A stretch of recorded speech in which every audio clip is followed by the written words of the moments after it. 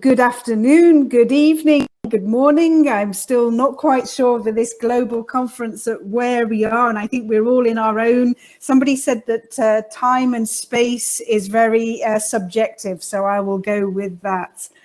So we hope you had a great networking session just now and managed to get a real cup of coffee, not just a virtual one. So welcome back to session 5 of the IIPC Web Archiving Conference.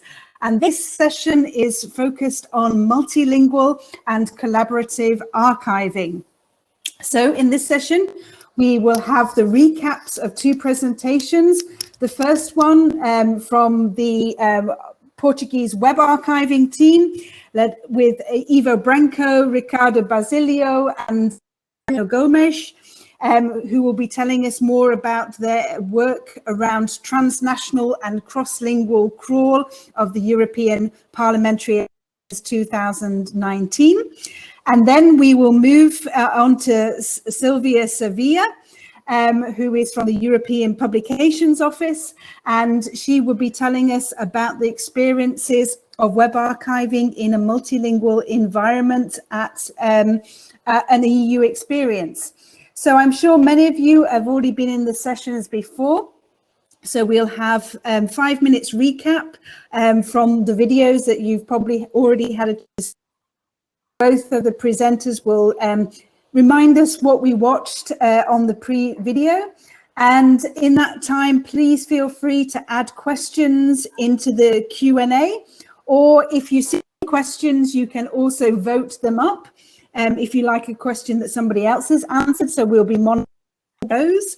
And then after the sessions, I'll kickstart the questions with the authors, and then we'll have a look at the Q&A. And if you are so enthralled by the conversation, at the end, we have a networking session. So if you would like to carry on talking to the speakers, we will go up to the floor 4.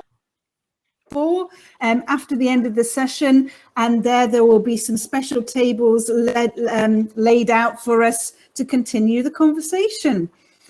So without further ado, I would like to introduce Ivo Branco, who is representing the Portuguese web archiving team, and he'll be telling us a bit more about his presentation. So over to Ivo, Daniel, and Ricardo.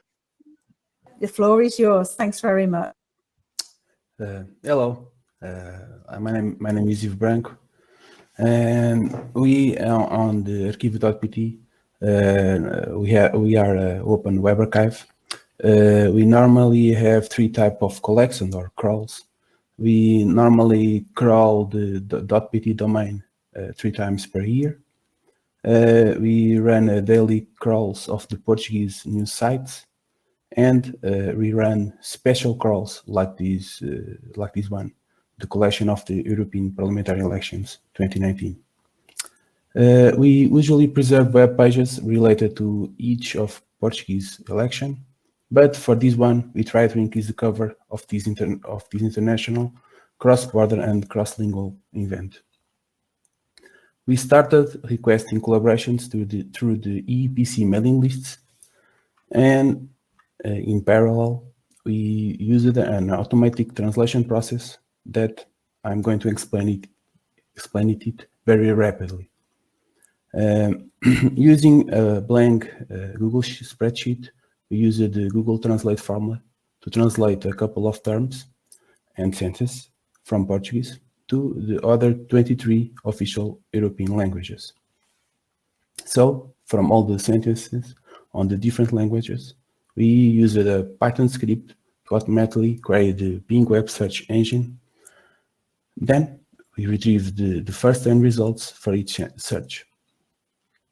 The final result is it was a file with a list of web page links. Then we added the links from the contributions, and all these links were used as a seeds by the crawlers. We used Heuretrix and Browsertrix crawlers, and we ran different crawl jobs to create this collection. The resulting collection, named European Elections 2019 comprises 99 million web files that sum 4.8 terabytes of information. After the crawling, we indexed information, so we could have the functionalities like full text page search, image search, and page replay.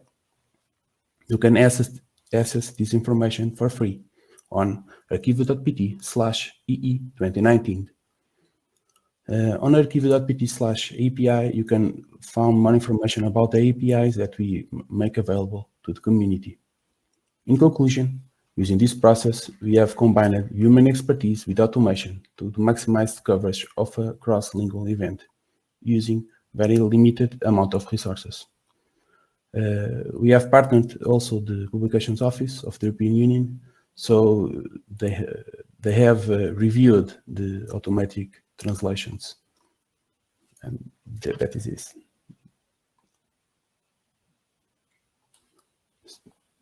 Sorry. Thanks very much indeed. Thanks very much indeed, Ivo, Daniel, and Ricardo, for giving us a whistle-stop tour through your activities. So please feel free to the audience, put your questions for the Portuguese web archiving team in the Q&A, and then we can come back to that, those discussions at the end. So thanks very much to you all. And now introduce Silvia Sevilla, who will be giving us the introduction to her experience on web archiving in a multilingual environment, an EU experience. So Silvia, the floor is yours. Thanks very much. Thank you very much for having me today. Yes, I am in charge of the European Union web archiving.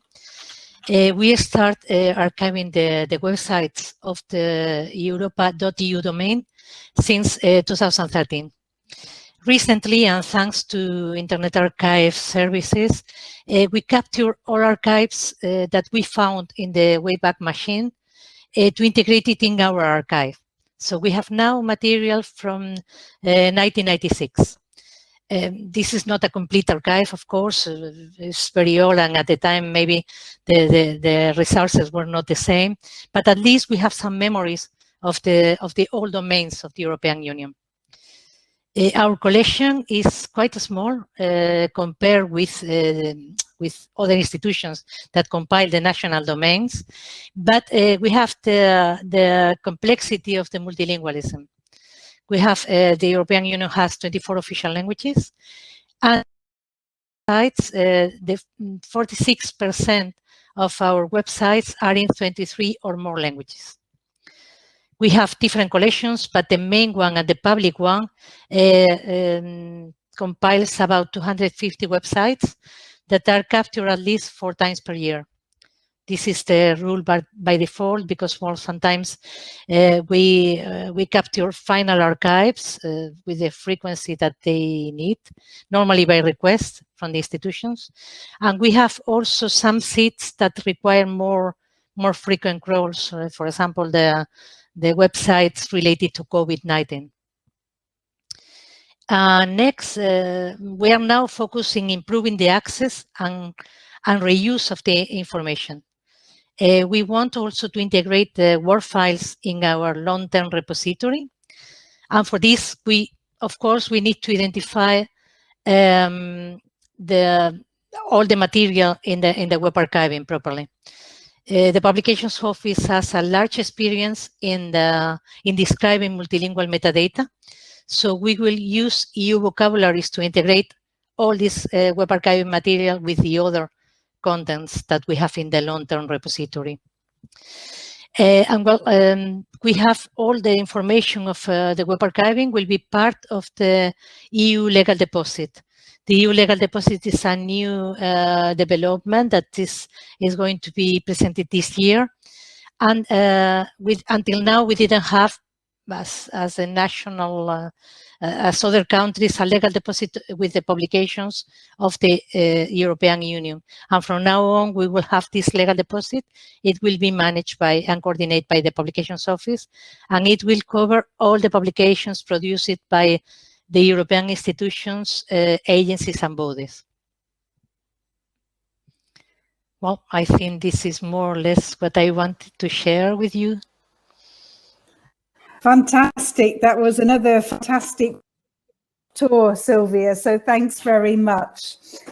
Well, we've got one looking out to the audience. There's 127 of, so I look forward to receiving some more questions into the chat box. But maybe if we could start a discussion. So we've already got 5 votes for the question. This is a question for the Portuguese web archiving team. So firstly, running automated queries to get the seeds is very interesting. Did you get a lot of content outside the country code top level domains of the EU because of that? Did you do this for other collections already? So I don't know who would like to answer that question, please. Yes, we have on this collection we have the content from different domains, and not only the specific ones of each of the countries, but others from more general domains like YouTube and .com also.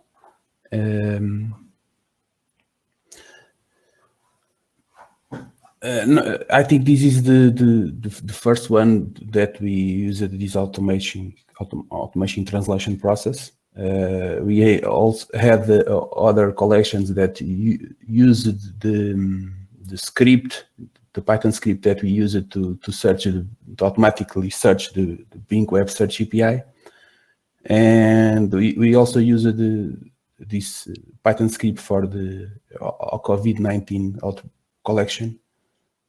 For the Iipc collaborative collection, and yeah, I think that is. That's a great answer. Thanks very much for that, Ivo. So the second question that has been voted up comes from Abby Grotke, who is the IIPC chair and a web archiving expert at the Library of Congress. So this question is for you, Silvia. She says, I'm envious of your relationship with site owners that enable better quality in your archives. Did you have to do a lot of work to build those relationships and teach about web archiving to those people? Yes, well, we are lucky in that sense because we have a limited number of clients, I would say, of website owners. So it's easy for us to be in contact with them. It's true that there is a lot of rotation. So sometimes you teach people and then people disappear and then you have to start again. But at least we have direct contact. Of course, there are places that are more easy than others. For example, the different European agencies, normally they have one content and it's centralized. In the European Commission, I don't know how many contacts I have, because in each in each directorate, I have one different contact. So this is a little bit the problem. There is no coordination of all the websites. But well, of course, we have this contact with our colleagues, so it's easier to meet them and to have a group of best practices there. Brilliant. Thanks very much, Silvia. So maybe if you look in the Q&A, because there's lots of questions coming for you, but I'll first, to give you a bit of a break, I'll first go back to our Portuguese colleagues. So this is a question, I'm taking the chair's privilege here. This is a question from my side. So you've created this fantastic corpus of the European Parliamentary Elections, and I'm just wondering, how are you reaching out to users, so for example, researchers who might be interested in using the collections, and have you got any examples of who have already used the collection to do some analysis. So have you got any thoughts on that, please? Daniel, do you want to answer? Okay. So the main objective of being here today is actually to spread the word about this collection and get researchers from all over the world to use this collection, because it is a cross-lingual collection about a given subject that is broadly interesting, at least at the European level. So we don't know if people are using it, because as we are open access, we have no, well, it's mostly good, but sometimes not that good, because we don't know what people do with our data. But we're not aware of anyone that is actually doing this, but actually working only on this collection. However, we're also part of a project that's called Cleopatra, that's focused on cross-lingual events. So we have spread the word about it there also, but please feel free to disseminate it among researchers. Thanks very much, Daniel. And I know I'll certainly be doing that along my research community. And you've got at least 130 people in this room that, yeah, so I'm sure this is a great opportunity. So that gave us the moment to see what the voting is on the questions. So this question has come out at the top, Silvia. So do you need staff fluent in all the languages to review the seeds and the crawls? Or how, and related, how do you make sure that the quality is good dealing with all of these languages? Well, of course, the web archiving team is really, I mean, we don't have any resource for that. We don't have people speaking all languages. We have people speaking all languages in the publications office. So if I had any problem with the websites, with the archive of the websites, first of all, I go to the webmaster, because our linguistic versions are cynotic, what means that every page in the different languages have the same structure. So it's easy to know if there is any problem in one of the languages. It's easy to see even visually if there is a problem in the website. And normally I go to if I have a problem, normally it is also in the live website. But anyway, if I am not enough competent to see this, we have a team of proofreaders in the office, so I can always go to them. But it normally is not the case, because you see exactly if there is a problem in one version. Normally in the live website it is also. It's normally they don't come from the crawl, these problems. Thanks very much for that, Silvia. Now I'm just looking down the list, and I'm going to choose one of the questions that has been voted up as well for the Portuguese team. So for each query, how many results did you extract from the Bing API? Are there duplicates in results? And did you test what is the number of results to get more coverage? So I don't know who would like to answer that. I think we use 10 results per query to Bing, but we could use more. So it was only we need to if we increase the number, we probably would have more not so important sites. So I think when we search a Google or a Bing web search engine, we normally see 10 results. So I think it was a fair number for us.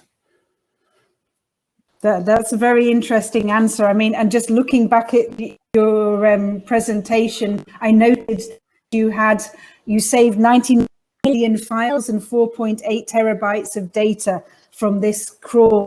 Even with the 10 translated into all of the different languages, you got a significant collection. So that's really interesting. That, Ivo, and thanks for the question. So now the 6 votes go to the question for Silvia. So, Silvia, the presentation mentions social media included in the EU legal deposit legislation by 2022.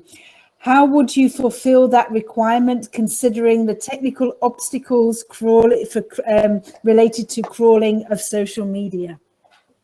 It's quite a challenging question. It's a very good question, because it's true that this plan for 2022, we have only 1 year, and we are now trying to define what will be the content of these social media elements. Because of course, I think we should start in a very limited way, crawling just not only for technical obstacles, but also for copyright reasons. We have to be very careful about what we keep and what is included and what is not. It's not the same to crawl the page of the publications office, but we don't have any problem on that. But for example, if we move to instead of Twitter, we move to Facebook or to other social media, then the crawling of the rights is much more serious. So we have to define exactly what we want to keep and be very, we have to be very careful about that. Sorry to interrupt, Silvia. The sound is breaking a bit. So maybe you could refresh your browser and then we can hear the end of the question. You were sounding a little bit like a robot then. So as Silvia, sorry about that. So as Silvia refreshes her screen, I've got one of the other questions for the Portuguese team. So this comes from Simon Mackley. So he asks, are there any plans to run a similar project for the next European elections? And if so, what would you do differently?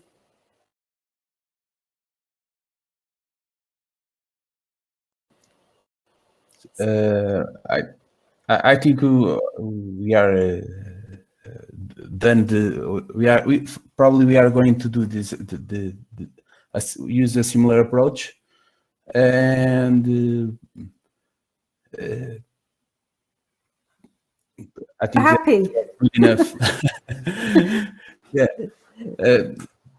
probably not run so many crawl runs, because on this we are also learning from when we are running the crawls on using the Eurytrix, and probably run small, because we are not small, less runs, but because we also already learned using this one.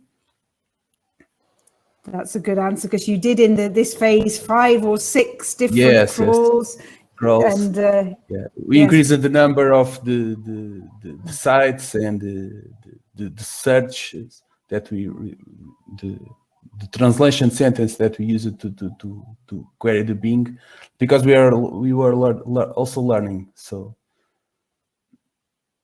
very good answer. So now Sylvia's refreshed. So saying about social media archive EU legal deposits in 2022 and how you are going to handle that. Yeah, I was saying that that not only for technical reasons, but for copyright reasons, we have to be very careful about what we capture, and we are now just trying to define what will be the scope of this collection. Do you hear me well now? Brilliant. Yes, that's perfect. Thank you very much. Can I make a follow-up question on that? Can I make a follow-up question on about the EU legal deposit? It was I got curious if when you talk about the EU legal deposit, is that a law that's going to be transposed to the countries, or is that like a policy of the publications office to having a legal deposit workflow? No, the aim is to have a legal deposit on the publications that cover all the publications produced by the institutions, okay, bodies and agencies. It will be, yes, an internal legal deposit. Okay, so it's okay. Okay, thank you. Yeah, until now, no, but it's not, well, it's not affecting the different, the national legal deposit, of course. Yeah, we have to work on that. Great collaborations made in this session. So another, we're coming towards the end. We've got about 5 more minutes before we can go and have some more informal discussions around the tables on level 4. But before then, a question for the Portuguese archiving team. So are you in contact with political parties across Europe? How do you explain your project to different stakeholders in different countries? Just to remember, in your presentation, you had the audio part of the collection. You've done some calls to different countries, for example, via the Iipc mailing list, asking for people to offer seeds. So maybe you could say a bit more about the human-centered curation of your questions.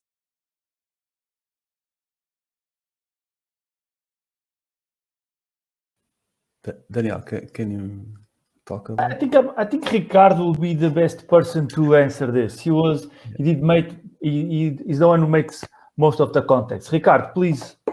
Can I speak in Portuguese? Oh, if you could do what? I want to thank people who contributed, colleagues. For us was surprising because in the domain of Iipc,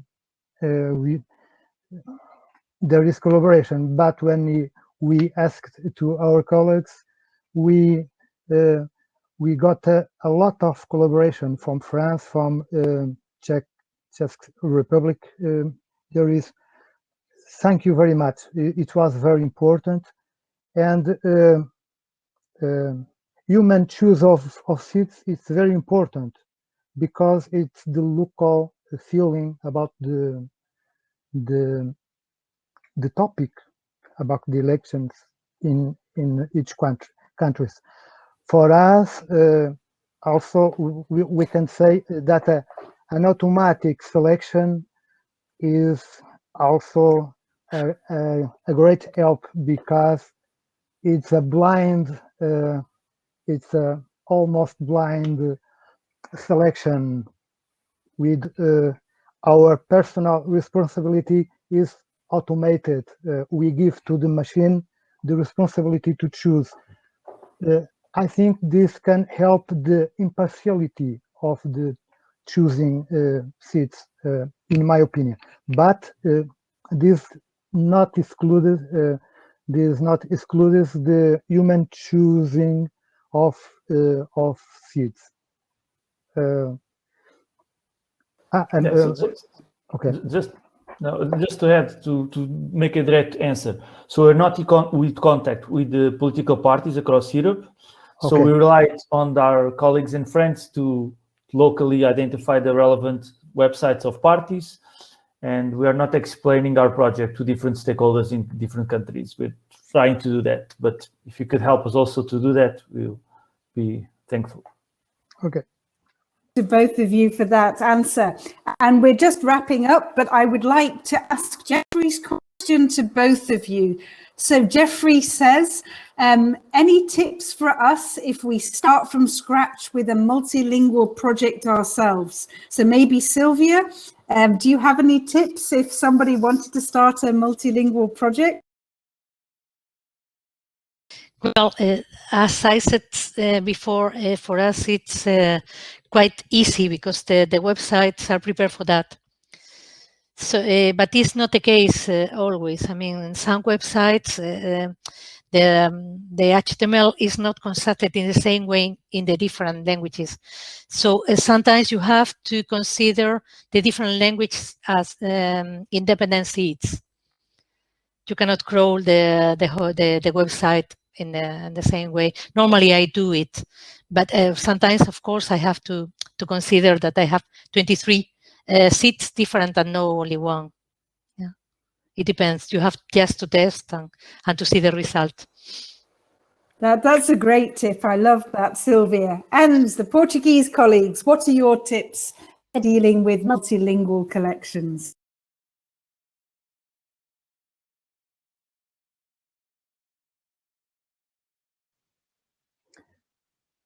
Please go ahead. Well, I think the best thing is to try to crawl it and to test it, and when we detect a problem, try to fix it with the best tools that we have or we can use. Yeah, I'd like to raise the attention to the technical report that you've posted on the chat that details what we did. So we have actually a document that you can use if you want to do the same as we did or inspire it. So Ivo is just making short our methodology, but you can actually replicate it, and that's why it was developed, and that's why we wrote the technical report, because this is not to have machines replace the librarians or the human curators, is to enhance the capabilities of people, and that was our objective, and I believe we quite succeeded on having a comprehensive collection. That's a great note to end on. So we're going to enhance the capabilities of all our curators out there. So thanks very much to all of you, to Ivo, to Ricardo, to Daniel, and to Silvia.